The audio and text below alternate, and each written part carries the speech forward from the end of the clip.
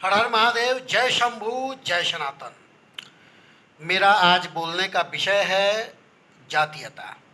जातीयता अभी भारत में सर्वप्रमुख मुद्दा बना हुआ है और इस जातीयता के वजह से हमारे समाज में बंधुत्व खत्म है, प्रेम खत्म है और भाईचारा खत्म है। हमारे सनातन को बहुत बड़ा क्षति है जातीयता की वजह से। और हमारे संविधान में, हमारे देश में आरक्षण जैसा नियम, बेकार नियम, घटिया नियम विराजमान है, उपस्थित है। बहुत ही सेंसिटिव मुद्दा है, लेकिन बोलना जरूरी होता है। आप लोग विचार करिएगा सच में कि ऐसा समाज, ऐसा स्थिति हो गया है जातीयता की वजह से कि अगर किसी जात का कोई कहीं किसी को क्षति पहुंचता है तो दूसरा जात सोचता है ठीक हो रहा है, वो हमारे जात का नहीं है। तो इस जात के वजह से मतलब जो चीज़ें होनी चाहिए, जो अच्छाइयाँ होनी चाहिए, जो बंधुत्व और जो प्रेम होना चाहिए वो है नहीं। एक दूसरे जात से जलन, ईर्ष्या, सब चीज़ मतलब देखने को मिलता है। दूसरी बात कि जातीयता के वजह से हमारे सनातन को क्षति है। अगर जातीयता नहीं रहता तो सभी लोग सिर्फ सनातन को मानते, सिर्फ सनातन के लिए लड़ते, सब लोग एकजुट होकर रहते और सनातन के लिए लड़ने मरने के बारे में सोचते, सनातन के लिए सब लोग साथ रहते। लेकिन जातीयता जैसा घटिया चीज़ हमारे समाज में इस तरीके से फैला हुआ है कि लोग अपने आप से ही परेशान है, तो सनातन के लिए क्या ही बोलेंगे, क्या ही लड़ेंगे, क्या ही आगे आएंगे, है ना। और आरक्षण के वजह से तो और भी बर्बाद है ये देश। ठीक है, जब आज़ादी था, आज़ादी हुआ, आज़ादी के टाइम पे जो लोअर कास्ट थे वो थोड़े बहुत कमज़ोर थे आर्थिक रूप से, उस टाइम की स्थिति वैसी थी तो आरक्षण लाया गया। समय के हिसाब से चीज़ें परिवर्तित होती है और नियम और कानून आता है, ठीक है। अब वो समय नहीं है, अब भारत मजबूत हो चुका है, अब हर समाज थोड़ा ठीक हो चुका है, अब हर समाज सरवाइव कर सकता है और सरकार ऑलरेडी उतनी सुविधाएं दे रही है कि हर समाज सरवाइव कर सकता है, आगे बढ़ सकता है। आगे बढ़ना चाहे, कुछ इतिहास रचना चाहे तो वो कर सकता है। अब ऐसा नहीं कि कोई कमज़ोर है तो वो कुछ कर नहीं सकता, वो इतिहास रच नहीं सकता। अब सुविधाओं की कमी है, अब वो सारी चीज़ें नहीं है, अब ऐसा बात नहीं है। तो आरक्षण की अब ज़रूरत मुझे नहीं लगता है कि है। और खासकर आरक्षण तो उस विषय पे बिल्कुल नहीं होना चाहिए कि जहाँ पे सरकारी पदों पे सिलेक्शन होता हो। समझ रहे हो ना। किसी पोस्ट पे अगर ओपनिंग है, वैकेंसी है और उसके लिए एक लोअर कास्ट और एक अपर कास्ट दोनों स्टूडेंट तैयारी करते हैं तो पढ़ना दोनों को बराबर ही पड़ेगा। ऐसा नहीं है कि कोई कम पढ़ के सेलेक्ट हो जाए और कोई ज़्यादा पढ़ के रिजेक्ट हो जाए, ये गलत चीज़ है ना भाई। पढ़ने में मेहनत सबको बराबर लगता है। अगर किसी एग्ज़ाम का एक लेवल है कि आपको 10 घंटा पढ़ना है तो 10 घंटा दोनों को पढ़ना पड़ेगा। हाँ, वो अलग बात है कि किसी का माइंड थोड़ा तेज होता है, किसी का थोड़ा स्लो होता है। तो जिसका स्लो होता है या जिसको याद करने की क्षमता जिसका कम होता है उसको 2-3 घंटा या 4 घंटा एक्स्ट्रा पढ़ना पड़ता है, एक्स्ट्रा मेहनत करना पड़ता है। लेकिन पढ़ना और मेहनत दोनों को बराबर करना होता है। अब ये तेज दिमाग हो सकता है, लोअर कास्ट का भी हो सकता है, तेज दिमाग हो सकता है, अपर कास्ट भी हो सकता है। भगवान ने जिसको जैसा बनाया है वैसा हो सकता है। तो आरक्षण खासकर सरकारी नौकरी में सिलेक्शन और परीक्षा में पास होने के लिए जो आरक्षण की सुविधा है उसको ख़त्म कर देना चाहिए, जनरल कर देना चाहिए। और मैं तो ये कहता हूँ कि आरक्षण ख़त्म ही कर देना चाहिए, जात पात भी ख़त्म कर देना चाहिए भारत को से, और संविधान में संशोधन करके आरक्षण को एकदम ख़त्म करना अर्जेंट है। सब समान है, सब मेहनत करेंगे, सब आगे बढ़ेंगे, ऐसा कुछ करना चाहिए। और जो आर्थिक रूप से कमज़ोर है तो आप आर्थिक मदद करो ना। सरकार को आर्थिक मदद करने की ज़रूरत है। ये तो नहीं है कि आप कहोगे कि कम पढ़ो और हम तुमको आईएएस बना देंगे, ये तरीका नहीं है। आप आर्थिक रूप से कमज़ोर हैं, हम आपको सुविधाएं देंगे, हम आपको आर्थिक मदद देंगे कि आप आगे बढ़ सको। हम इसका मतलब ये नहीं करेंगे कि आप पढ़ने में कमज़ोर हो या कम पढ़ रहे हो और हम आपको आईएएस बना देंगे, ये गलत है। आप सुविधाएँ दो, आप उसको आईएएस मत बना दो, उसको ऑफिसर मत बना दो, उसको सरकारी नौकरी मत दे दो। उसके लिए पढ़ना पड़ेगा, उसके लिए मेहनत करना पड़ेगा, नियम ये होना चाहिए। और आरक्षण और जातीयता अगर हमारे देश से खत्म होती है तो हमारे देश में एकता, बंधुत्व, अखंडता, भाईचारा, प्रेम सब कुछ आएगा। सब लोग मिल के रहेंगे, अच्छे से रहेंगे, भेदभाव खत्म होगा, है ना। तो मेरा ये विचार है आरक्षण को लेकर के। और जितने लोग भटकाऊ लोग भाषण दे रहे हैं आरक्षण को लेके, बहुत सारे गंदी राजनीति कर रहे हैं, या बहुत सारी पॉलिटिकल पार्टियां जो है गंदी राजनीति करके लोगों को भरमा रहे हैं, भटकाने की कोशिश कर रहे हैं, उन लोगों से सचेत रहने की ज़रूरत है सबको, अपर कास्ट, लोअर कास्ट, सबको। क्योंकि कास्ट से ऊपर उठने का टाइम आ गया है। अब कास्ट वास्ट में उलझिए लोग मत, कास्ट से ऊपर उठिए। कास्ट वास्ट कुछ नहीं होता है, कास्ट से ऊपर उठिए। जो आपको आरक्षण और जातीयता के नाम पे भड़का रहे हैं उनको खुद ही ज्ञान नहीं है। उनको बोलिए कि पहले जाकर ठीक से पढ़े लिखें, ठीक से सोचे विचारें। सिर्फ पढ़ना लिखना नहीं होता है, सोचना और विचार करना भी ज़रूरी होता है। ठीक से जाके पढ़े लिखे समझे, अतीत से लेके वर्तमान तक, और फिर उस पर विचार करें, तब कुछ बोलें। समाज में अलड़ गलड़ बलड़ कुछ बोल देने से नहीं होता है। तो उनको तो खुद नॉलेज नहीं है, वो क्या ही आप लोगों को भटकाएंगे और बरगलाएंगे। हाँ, अलग बात है कि वो अच्छे जगह पे हैं, अच्छे पोस्ट पे हैं, तो आप लोग उनके बात में आ जाते हैं। तो ऐसा नहीं करना है, अपने किसी के भी बात में नहीं आना है, खुद से विचार करना है, खुद से सोचना है ना। जब इस भारत में जातीयता खत्म होगा, आरक्षण खत्म होगा, सब लोग एक होकर रहेंगे, तो कोई भी, आप समझ रहे हो ना, कोई भी दूसरे पंथ वाले या कोई भी मुस्लिम या इस्लाम वाले सनातन को ठेस चोट नहीं पहुंचा पाएगा। और किसी भी हिंदू को या सनातनी को कोई हाथ उठा नहीं पाएगा।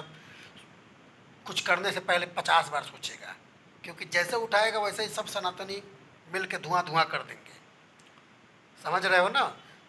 क्योंकि ये बहुत पहले से होता आया है। जब जब सनातनी, जब जब हिंदू लोग इकट्ठे होकर नहीं रहे हैं, तब तब ये लोग गुलाम हुए हैं, या दूसरे लोग इन पे राज किए हैं। दूसरे लोग हिंदू को या सनातनियों को प्रताड़ित किए हैं, दूसरे लोगों के द्वारा परेशान किया गया है। इसलिए मिलके रहना बहुत ज़रूरी है। जातीयता से ऊपर उठने का समय आ गया है, जातीयता से ऊपर उठना बहुत ज़रूरी है। वो समय गया, वो दौर दूसरा था, अब दौर दूसरा है। सोचना पड़ेगा, नहीं सोचिएगा फिर आने वाला समय मुसलमानों का राज होगा भारत में। हम पहले बता रहे हैं, लिख के ले लीजिए। अब क्यों होगा उसका भी एक रीज़न है। जब भारत का विभाजन हुआ तो जिन्ना ने डिमांड किया था कि मुझे मुस्लिम राष्ट्र चाहिए। मुस्लिम राष्ट्र, मुसलमानों के लिए मुस्लिम राष्ट्र दिया गया, पाकिस्तान, जो कि आज 2 देश बन गए हैं, पाकिस्तान और बांग्लादेश। तो जब तुमको 2-2 देश दिया गया सिर्फ इस नाम पे कि मुसलमानों को अलग राष्ट्र चाहिए, तो फिर भारत में रहने का तुमको कैसा अधिकार है? उन लोगों को उसी टाइम भारत से भगा देना चाहिए था। चलिए ठीक है, आदमी किसी जगह पे रहता है 100 साल से, 200 साल से, तो वहाँ से उसका भावना जुड़ जाता है। तो कुछ मुसलमानों ने डिसीजन लिया कि नहीं, हम इसी देश में रहेंगे, ठीक है।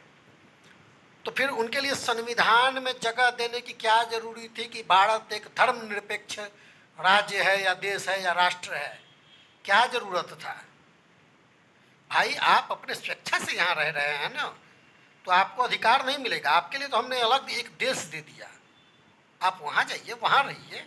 जब मुसलमान के लिए ही आपने देश मांगा तो आप वहाँ जाइए, और नहीं तो अगर आप यहाँ पे स्वेच्छा से रह रहे तो रहिए, कोई दिक्कत नहीं, लेकिन आपको संवैधानिक कोई अधिकार नहीं मिलेगा। और नहीं तो सनातनी बनिए, सिंपल सा बात है। वैसे भी सनातन किसी को परेशान और ज़बरदस्ती नहीं करता है, लेकिन अगर आपको रहना है तो या तो सनातनी बनिए और नहीं तो अधिकार नहीं, संवैधानिक अधिकार नहीं मिलना चाहिए था। मैं बार बार यही सोचता हूँ कि 2 साल 11 महीना 18 दिन तक ये देश के विभिन्न विभिन्न जगह से जो सदस्य थे, जो संविधान के निर्माण के लिए बैठक पे बैठक कर रहे थे, वो लोग क्या डिसीजन लिए? उतना दिन में किसी के माइंड में ये सब चीज़ नहीं आया? क्या पढ़े लिखे थे? क्या वो लोग जानकार थे कि इतना छोटा सा डिसीजन नहीं ले पाए वो लोग? मैं सोच के कंफ्यूज हूँ कि भाई जिस काम के लिए एक देश देना पड़ा, और फिर उसके बाद में भी ये कुछ परसेंट यहीं पे रह गए, और उसमें संविधानिक तुम अधिकार भी दे दिए। और आज का स्थिति ये है कि आज ये लोग फिर से जनसंख्या बढ़ा के 40% हो गए हैं। भारत के हिंदू को क्या मिला?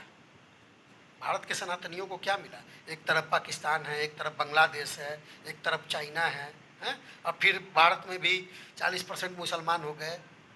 ऐसे ही ये ग्रोथ करते रहे तो फिर से ये तीनों तरफ से आक्रमण करके भारत के सनातनियों पे राज कर लेंगे, फिर से ये प्रताड़ित करना स्टार्ट करेंगे। आने वाला समय फिर भविष्य गलत दिख रहा है। इस पर कौन सोचेगा? भारत कब सोचेगी? अब नहीं सोचेगी तो कब सोचेगी? ठीक है, उस टाइम देश का आज़ादी था, उस टाइम देश की परिस्थिति खराब थी, लेकिन अब तो समय ठीक हो गया है। अब तो सोचना चाहिए भारत को और भारत सरकार को और भारत के लोगों को। कब सोचा जाएगा? कौन सोचेगा? भारत के सनातनियों को क्या मिला? इस देश में ही हम रह के, हिंदू राष्ट्र में रह के हमारी कोई वैल्यू नहीं है। पता चलता है कि भारत जो है धर्मनिरपेक्ष राज्य है। अब एक साला धर्मनिरपेक्ष राज्य, तो हम कहाँ जाएं? हमें क्या अधिकार मिला? सनातनियों का कोई कुछ है? और ऊपर से ये आरक्षण और ये बंटवारा और ये जातीयता, इन सबसे ऊपर उठने का समय है। समय से पहले संभल जाइए, सोच लीजिए, नहीं तो बर्बाद होना तय है। ज़्यादा समय नहीं लगेगा। अभी का ये मुद्दा है, मेरा हमेशा से मुद्दा रहा है, भारत की एकता और अखंडता और हिंदुत्व और सनातन, और भारत में जातीयता खत्म होना चाहिए। सब जात लोग जातीयता को ख़त्म करो, और ये जात वात, राय सिंह, ये वो टाइटल जो लगाते हो आप लोग, सब टाइटल वाइटल लगाना बंद करो।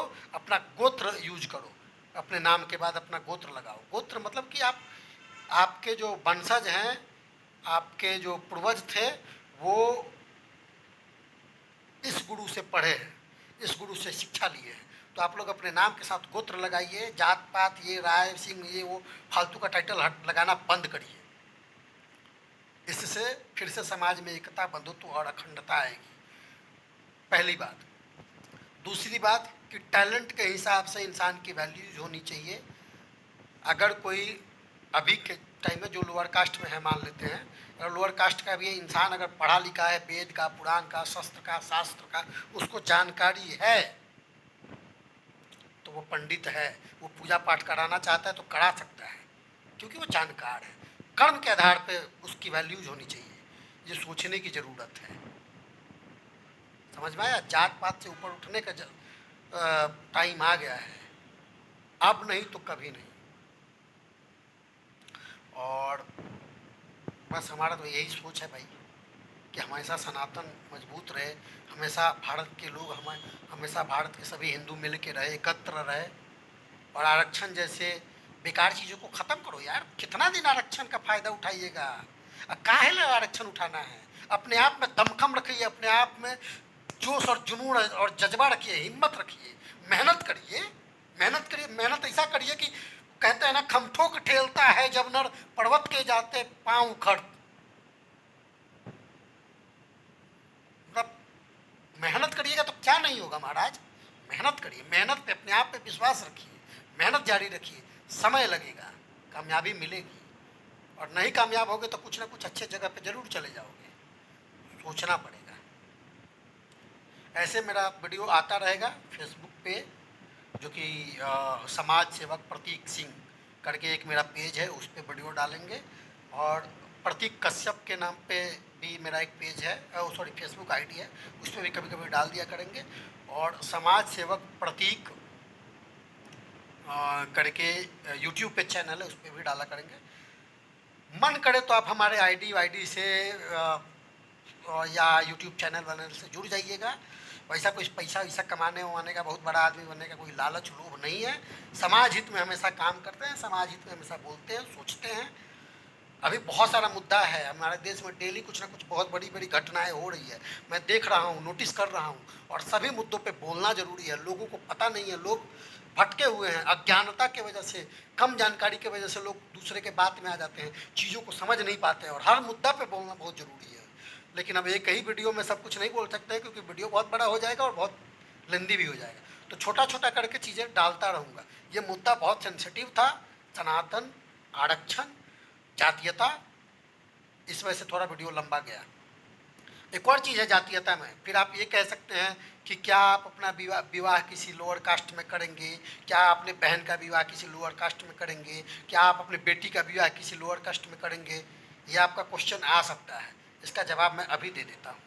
शादी अभी भी आपकी खुशी, आपकी आपकी राजी और आपकी मनमर्जी से ही होता है, ज़बरदस्ती नहीं होता है। हमारे सेम, चाहे सेम कास्ट में भी देख लो, आप अपने बहन का शादी या बेटी का शादी या बेटे का शादी किसी परिवार में तभी करते हैं जब आपका उस परिवार से मन मिलता है, दिल मिलता है, विचार मिलता है, या लगता है कि वो लड़की आपके काबिल है, आपके परिवार के काबिल है, वो लड़का आपके परिवार के काबिल है, वो परिवार आपके परिवार से संबंध जोड़ने के काबिल है।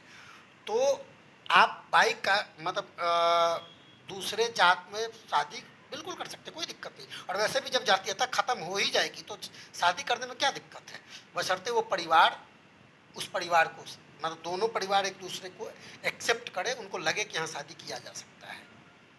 तो ये सारी चीज़ें हैं, गंदगी दिमाग में से निकालिए और थोड़ा अच्छा सोचिए। जय शंभू, जय महादेव, हर हर महादेव, जय सनातन।